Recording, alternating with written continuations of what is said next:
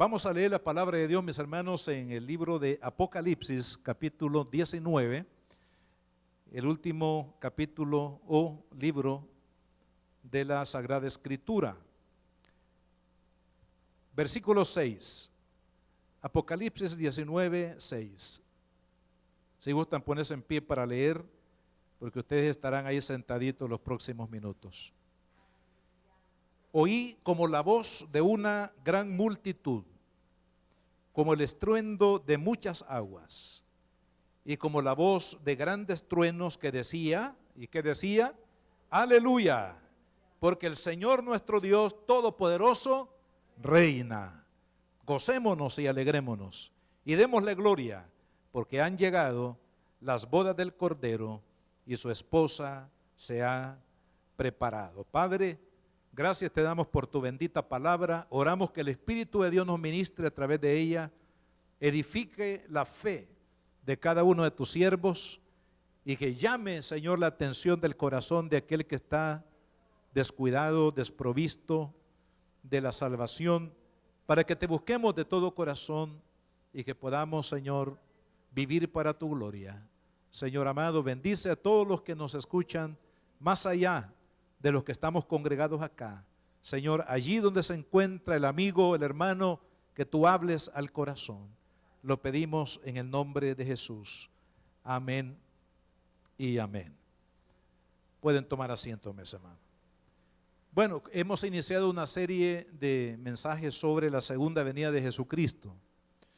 La semana pasada hablamos del evento más esperado, más esperado, de la iglesia, de usted y de su servidor, que es el rapto de la iglesia, el arrebatamiento de la iglesia.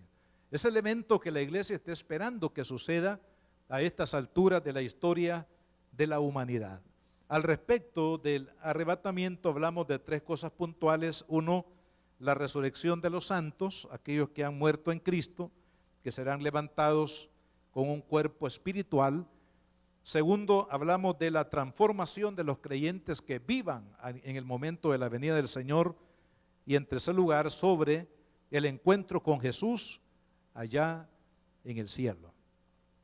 Lo que vamos a hablar ahora tiene que ver con ese encuentro. Vamos a ahondar un poquito lo que va a suceder en ese encuentro con el Señor después del arrebatamiento. La Biblia le llama acá, en los versículos que hemos leído, le llama las bodas del Cordero.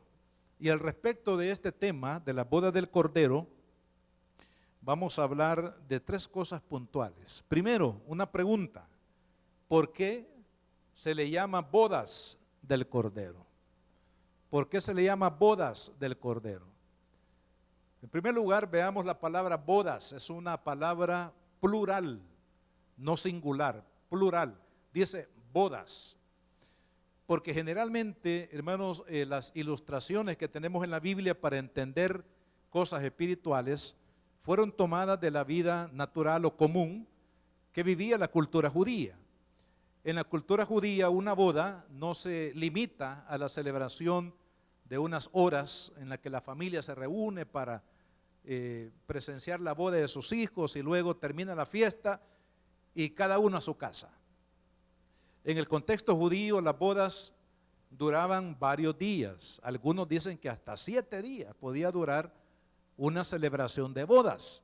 Las familias, los amigos, bueno, todos los que acompañaban a los novios celebraban diferentes tipos de actividad para dar gracias a Dios por la unión de esta pareja.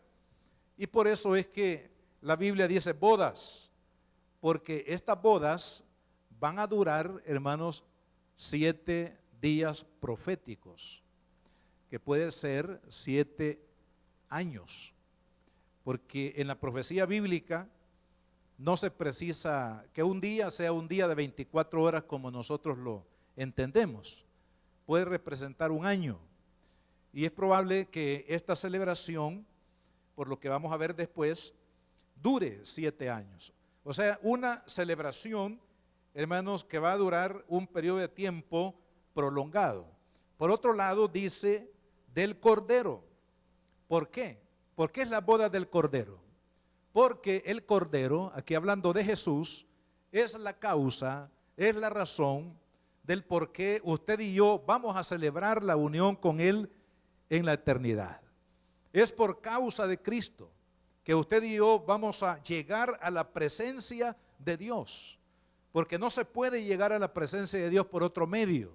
No hay buenas obras, no hay dinero para comprar la salvación, no hay esfuerzo humano que valga para alcanzar los méritos de la salvación, únicamente a través de la obra de nuestro Señor Jesucristo. Y cuando la Biblia dice la boda del Cordero, es decir, la unión de los redimidos con el Señor en las alturas, en los cielos, hace memoria de que fue por la obra de Jesús que es posible que se logre la salvación.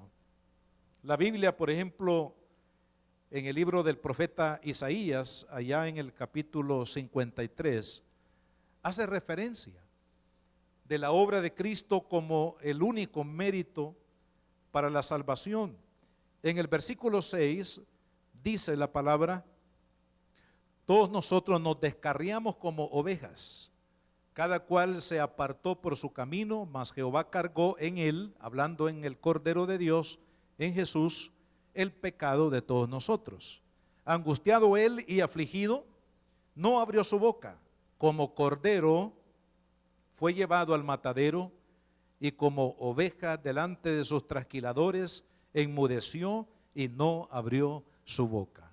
700 años antes de que esto ocurriera en el monte Calvario, el profeta Isaías estaba anunciando que Jesucristo, el Cordero de Dios, en él, en su cuerpo, iba a ser cargado el pecado y la maldad de la humanidad. De ahí, hermanos, que la razón por qué usted y yo, los redimidos del Señor, los que hemos creído en Jesús, estaremos en la boda del Cordero, es por la obra de Él, es por lo que Él hizo, es por su causa, es por su entrega. La Biblia dice que Jesús vino a este mundo a buscar y a salvar lo que se había perdido. ¿Y quiénes eran los perdidos? Era la humanidad entera. Lamentablemente, solamente aquellos que hemos tenido un corazón dispuesto, un corazón sensible, hemos recibido, hemos oído el mensaje, el llamado de Dios y hemos respondido. Pero Cristo murió para toda la humanidad. De tal manera amó Dios al mundo, que ha dado a su Hijo unigénito, para que todo aquel que en Él cree no se pierda, mas tenga vida eterna. Bienaventurados aquellos que oyen y responden. Porque el mensaje ha salido por el mundo, pero no todo el mundo responde. ¿Por qué? Porque se necesita creer en la obra de Cristo, en la obra del Cordero de Dios. En el Nuevo Testamento, el Evangelio de Juan, en el capítulo 1 y versículo 29, vamos a ir a ese pasaje de la Escritura para ver lo que ahí se nos dice acerca de Jesús. Aquí estamos hablando de el profeta Juan el Bautista, que vino como para preparar el camino de la llegada del Mesías. Cuando llegó el momento de presentar de manera pública, y esto sucedió después del bautismo en agua de Jesús, comenzó el ministerio de Cristo. Y Juan, como un buen siervo, hizo la transición. Los ojos del pueblo de Israel habían estado en los últimos 6 meses puestos en el mensaje de Juan el Bautista. Dice la palabra que todas las ciudades salían al Jordán para oír lo que Juan predicaba.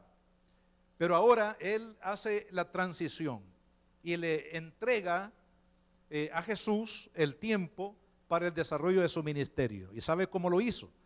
Mire cómo lo presentó. En el versículo 29, 1:29 de Juan, dice: el siguiente día vio Juan a Jesús que venía a él y dijo, ¿qué dijo? He aquí el Cordero de Dios que quita el pecado del mundo. He aquí el Cordero de Dios.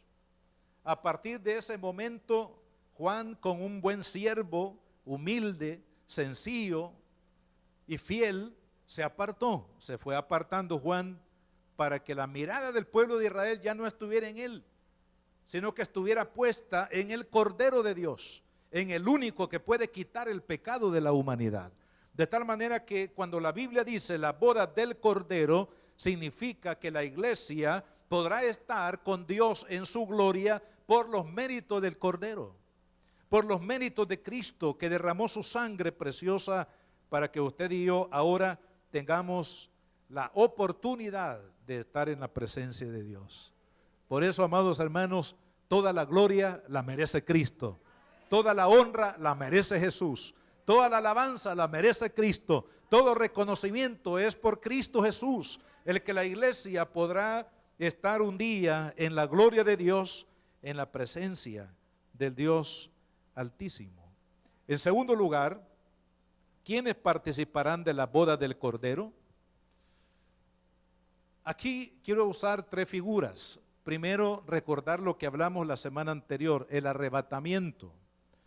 Todos aquellos que hayan sido arrebatados en el día de la venida de Cristo, no solamente los que mueren, los que ya han muerto en ese momento, que son resucitados, y aquellos que viven, que serán transformados en un abrir y cerrar de ojos, serán los que van a participar en la boda del Cordero. Vea lo que dice el versículo 9 de este pasaje que hemos leído. Volviendo a Apocalipsis 19. Dice, y el ángel me dijo, escribe, bienaventurados los que son llamados a la cena de la boda del Cordero.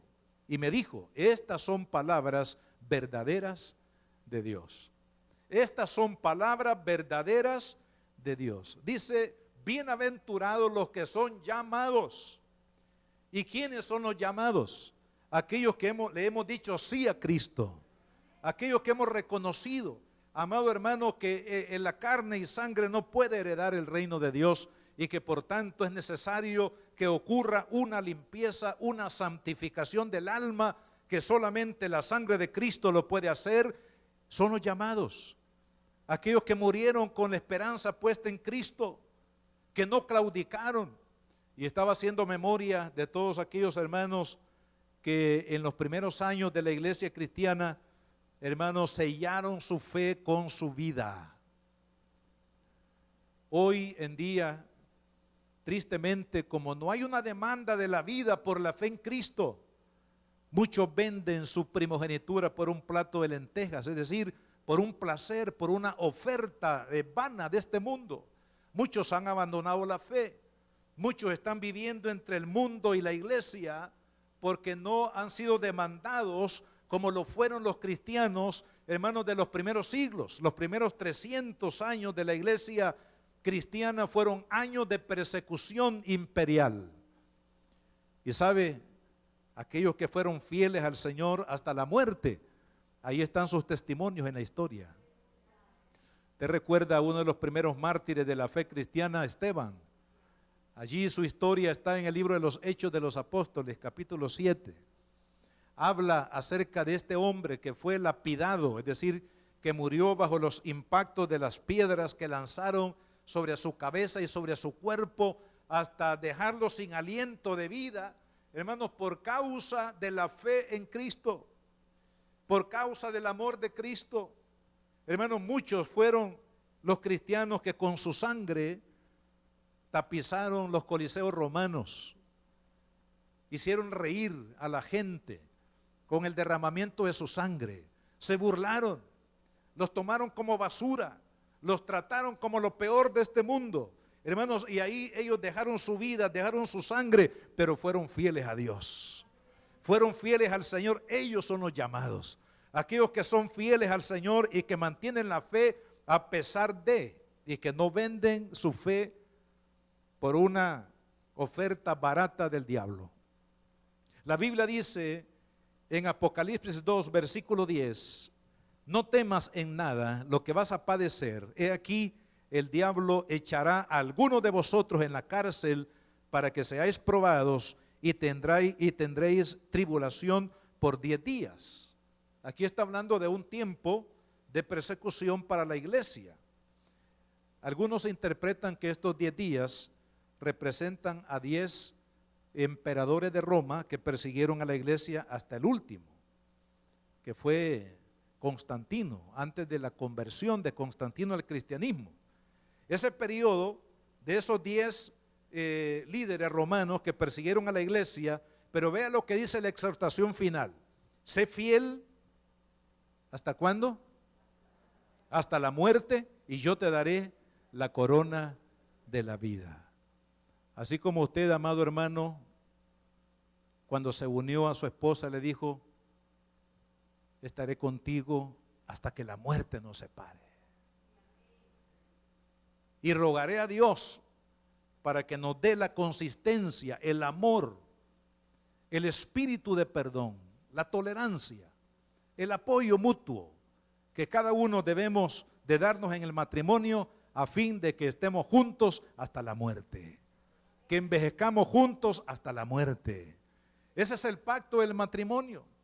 Y si un hombre, hermano, es capaz con la ayuda de Dios de poder cumplir a su esposa y la esposa a su esposo, un pacto entre humanos, con el favor de Dios para ser fiel, para permanecer con la esposa hasta el final de los días, cuánto más con el Señor, hermana. Cuánto más usted y yo debemos decir al Señor todos los días, Señor, ayúdame a ser fiel a ti hasta la muerte. Que no haya tentación que me aparte de ti hasta la muerte, Señor. Que tú me ayudes a ser fiel. Porque aquellos que mueren en fidelidad a la fe de Cristo son los llamados. Porque no hay galardón para los infieles, solamente para los fieles, para aquellos que mantuvieron su esperanza y su fidelidad puesta en el Señor. Por otro lado, hay otra figura en la Biblia, en el libro de Apocalipsis 1, versículo 5, que habla de aquellos que han sido lavados en la sangre del Cordero. Vea lo que dice 1:5 de Apocalipsis, y de Jesucristo, el testigo fiel, el primogénito de los muertos, el soberano de los reyes de la tierra, al que nos amó y nos lavó de nuestros pecados con su sangre. Cuando la Biblia habla acá de la sangre, no está hablando de manera literal. En este contexto, lo que significa es que a causa del sacrificio de Jesucristo, Él nos perdona nuestros pecados.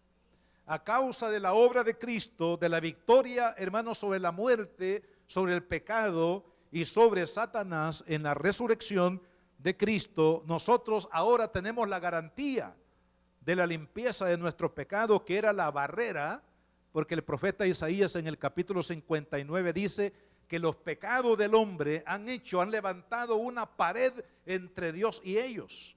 Esa pared que el pecado levantó, hermano, fue removida por el Cordero de Dios. Cuando Él murió en la cruz del Calvario, por eso dice Pablo en la carta a los Colosenses, que exhibió públicamente la derrota de Satanás con su sangre, a través de su sacrificio.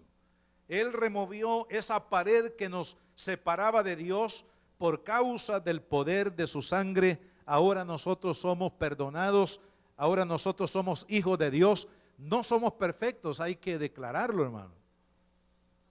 Porque el hecho de que seamos perdonados y que estemos en camino de la santificación perfecta, que será cuando veamos a Jesús, no significa que no fallemos. Pero esa es la labor, ese es el esfuerzo, hermano, de la vida cristiana. Porque si no, pienso que no tendría sentido. El esfuerzo de la vida cristiana es, Señor, quiero serte fiel hoy y serte fiel hasta la muerte. Ayúdame. Ayúdame a discernir todo aquello que me trate de apartar de ti.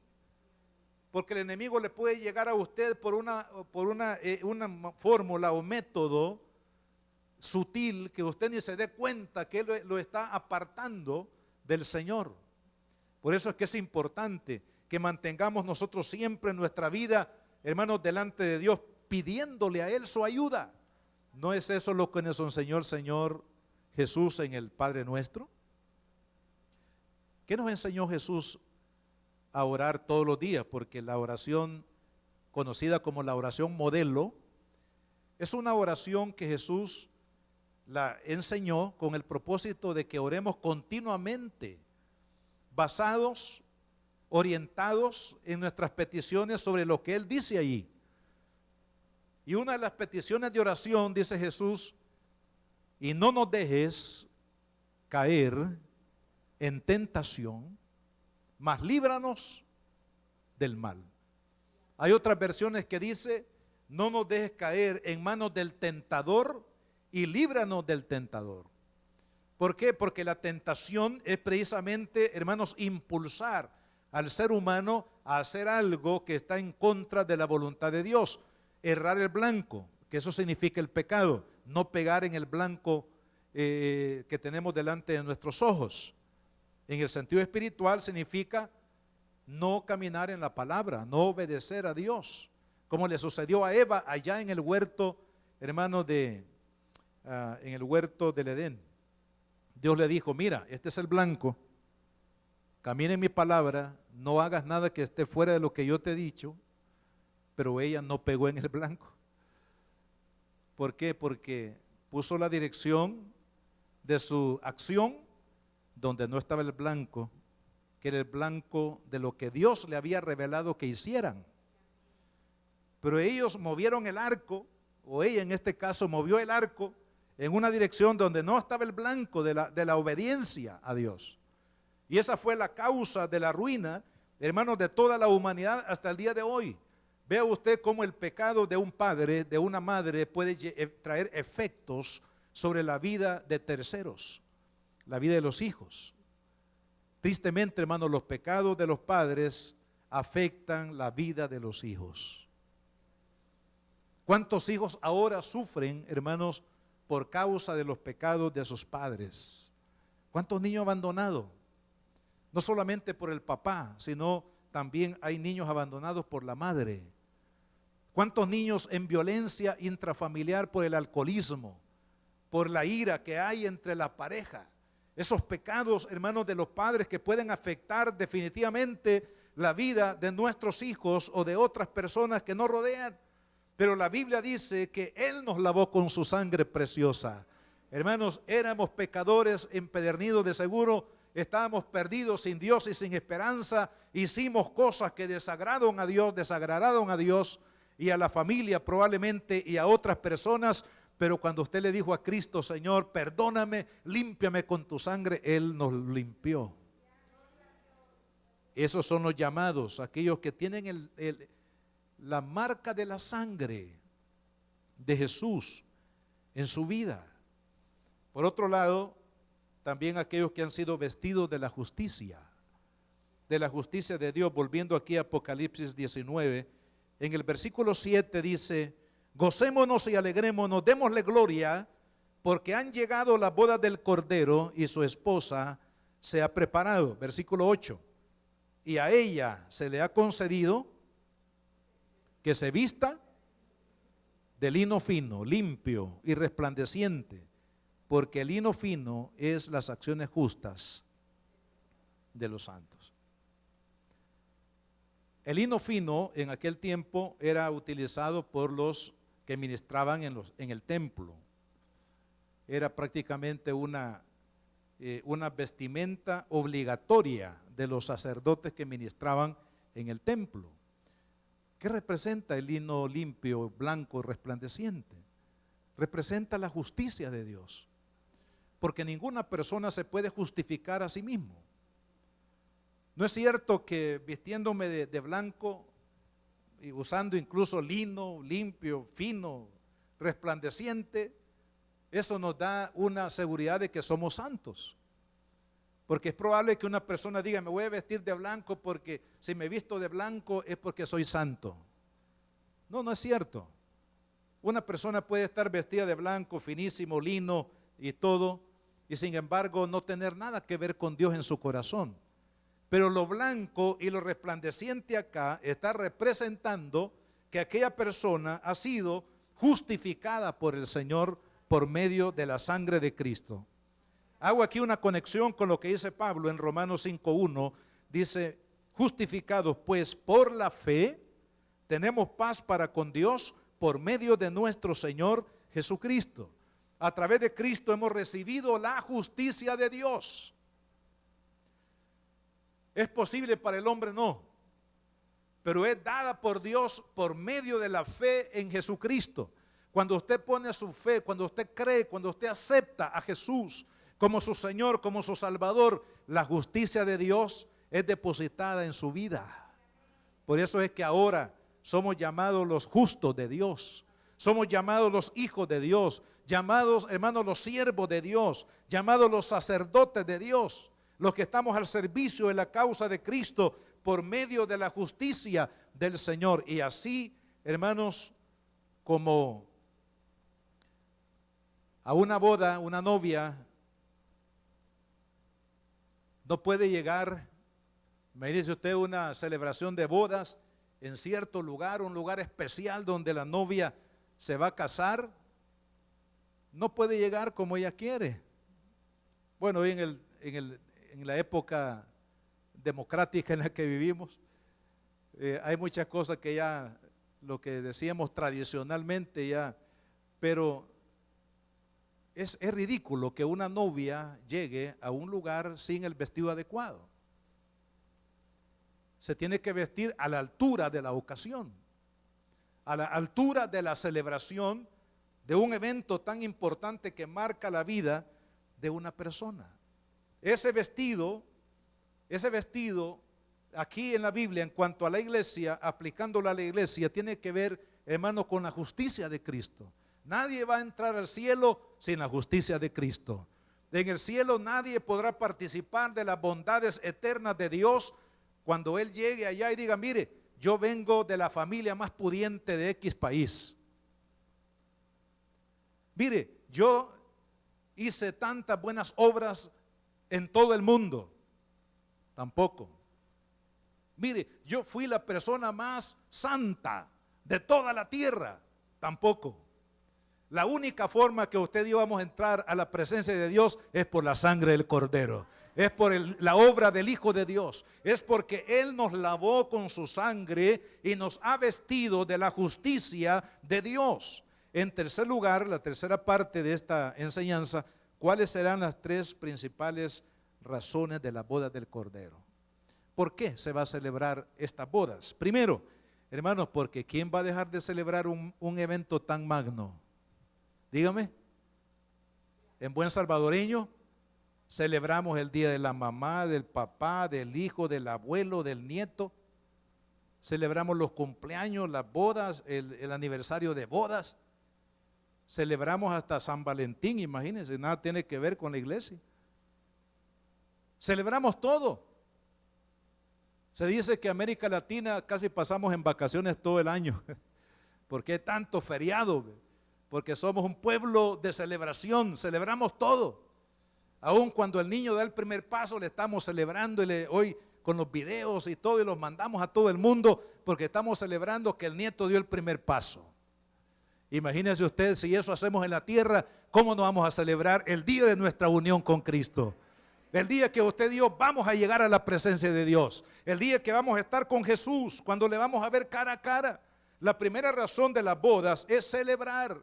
Celebrar la victoria de Cristo. Celebrar que Él nos amó. Celebrar que un día respondimos al llamado de fe que Cristo hizo en nuestro corazón. Celebrar que Él nos ayudó día a día, hermano, con su gracia, con su poder, para mantenernos fieles a Cristo hasta la muerte. Celebrar que ya nunca jamás nos vamos a separar de Dios, porque separación de Dios, eso significa muerte. Pero ahora ha llegado el día en que nunca más nos vamos a separar. Por eso dice la Biblia, gocémonos y alegrémonos y démosle gloria, porque han llegado las bodas del Cordero y su esposa se ha preparado. ¿Saben dónde comenzó su ministerio Jesús? El ministerio de milagros. Según Juan capítulo 2, en Caná de Galilea, que era la región donde Jesús creció. Y comenzó allí, en Caná de Galilea, en el hogar de una pareja que se estaban uniendo en matrimonio. Usted me dirá, ¿es una casualidad que Jesús haya comenzado su ministerio en un hogar celebrando la unión de matrimonio de una pareja? No, lo hizo a propósito. ¿Por qué? Porque Él nos quiere decir a usted y a mí que para Él la familia es valiosa, hermano. El matrimonio es valioso para Dios. Por tanto, amada hermana soltera, jovencito, señorita, valoremos también el matrimonio. Así como Dios valora su vida, valora su familia, valora la unión suya con la persona con quien unirá en matrimonio su vida. Si Cristo lo valora, valorémoslo nosotros. Valoremos a la familia. No abandonemos a los hijos, no descuidemos a la familia. Pidámosle a Dios que nos ayude para tener esa paciencia, ese amor, esa provisión, ese respaldo, esa protección que la familia necesita. ¿Por qué? Porque Jesús celebró el matrimonio de una pareja al principio de su ministerio. Y qué lindo, porque estaba también comenzando la iglesia. ¿Y cómo va a terminar Jesús con su iglesia? Celebrando, hermano. Celebrando esa unión maravillosa. Así que la iglesia tiene que estar preparada, como se prepara la novia para el día de su boda. En segundo lugar, la segunda razón es porque será un tiempo de juicio. Usted me dirá, bueno, pero la iglesia no pasará por juicio, pero la Biblia dice que sí. La única diferencia es que será un juicio no condenatorio, pero sí la iglesia tendrá que pasar por el tribunal. Dice Pablo en Romanos capítulo número 14, ahí en su Biblia, por favor, versículo 10. Vamos a leer dos pasajes de la Biblia. Romanos capítulo 14, versículo 10, dice: pero tú, ¿por qué juzgas a tu hermano? ¿O tú también, por qué menosprecias a tu hermano? Porque todos compadeceremos ante el tribunal de Cristo. Porque escrito está: vivo yo, dice el Señor, que antes de mí se doblará toda rodilla y toda lengua confesará a Dios. Resulta que en la iglesia, en la iglesia romana, esto es los creyentes que vivían en Roma, no la iglesia romana como la conocemos ahora, sino los hermanos que estaban viviendo en la capital del imperio, que era el imperio de Roma. Habían algunas cosas, en la Biblia encontramos, especialmente en las cartas apostólicas, encontramos muchas correcciones de los apóstoles a conductas del día a día. Y una de ellas en este contexto era que los hermanos estaban juzgando y estaban acusando mutuamente. Y entonces el Señor le dice: miren, no se juzguen, porque no nos ha puesto Dios para ser jueces. Por eso es que no tenemos que juzgar, porque Dios no nos puso aquí para decir: este sí merece la salvación y ella no la merece. Estamos siendo jueces, pero Dios no nos puso para ser jueces. Dios nos puso, hermanos, para amar y para rogar a Dios que todos seamos salvos, ¿verdad? Porque no es, hermano, por el hecho de que una persona a nuestro criterio, digamos, no merece la salvación, no merece el perdón, no merece porque hizo esto y lo otro y sacamos la lista de los defectos. Probablemente esa persona va a ser salva y quizás el que lo dijo no. ¿Por qué? Porque no depende, hermanos, no depende de lo que yo diga, depende de lo que Jesucristo hizo. Amén. Depende de la justicia de Cristo, en la cual incluyó a todos los pecadores. Los que consideremos que sean tan malos pecadores, ahí también nos incluyó Cristo. Si fue incluido también Barrabás, hermano, el que estaba condenado a muerte por sus fechorías, y fue liberado, ¿por quién? No por Pilato, sino que fue liberado porque Jesús tomó el lugar de él. Es decir, que aún siendo un hombre malo, pecador, hermanos, Dios tuvo misericordia de él y le salvó la vida. Así también sucede con cada uno de nosotros. Por eso, amados hermanos, la iglesia, todo lo que haga, ya usted y yo, en calidad de cristianos, va a pasar por el juicio de Dios. El juicio del tribunal. ¿Qué va a pasar ahí en el tribunal? Leamos lo que dice 1 Corintios capítulo 3, así rápidamente, por el tiempo. Dice la palabra, capítulo 3 de 1 de Corintios, versículo 9: porque nosotros somos colaboradores de Dios y vosotros sois labranza de Dios, edificio de Dios. Conforme a la gracia de Dios que me ha sido dada, yo como perito arquitecto puse el fundamento y otro edifica encima. pero cada uno mire cómo sobre edifica, porque nadie puede poner otro fundamento que el que ya está puesto. ¿Y cuál es el fundamento? Se llama Jesucristo. Jesucristo tiene que ser o debe ser el fundamento de su vida, el fundamento de su matrimonio, si no va a fracasar, el fundamento de su familia, si no su familia va a perecer. Jesucristo tiene que ser el fundamento, hermanos, de todo. No se puede cambiar ese fundamento, porque es el único fundamento sobre el cual la vida de la iglesia va a ser sobre edificada.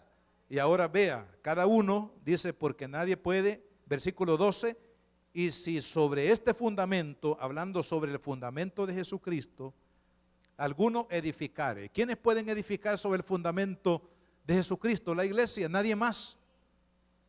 ¿Por qué? Porque solamente la iglesia reconoce en la teoría o en la doctrina y en la práctica que Jesús es el fundamento de mi vida. Nadie más puede sobre edificar. Entonces está hablando de la iglesia. Dice, ninguno edifica, si alguno edifica con oro, plata, piedras preciosas. Estos tres elementos primarios, oro, plata, piedras preciosas, hablan de la calidad de nuestra vida cristiana, de la calidad de nuestro servicio cristiano, de la calidad de hijos que Dios quiere.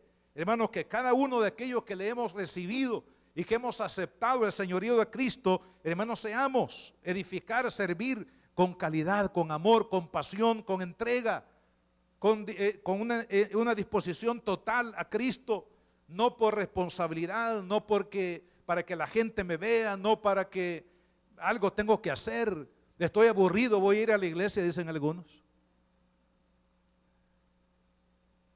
No es que esté aburrido, yo le voy a servir a Dios con calidad. Oro, plata y piedras preciosas serán lo que yo haga para mi Cristo. ¿Acaso no Él merece que usted edifique con oro?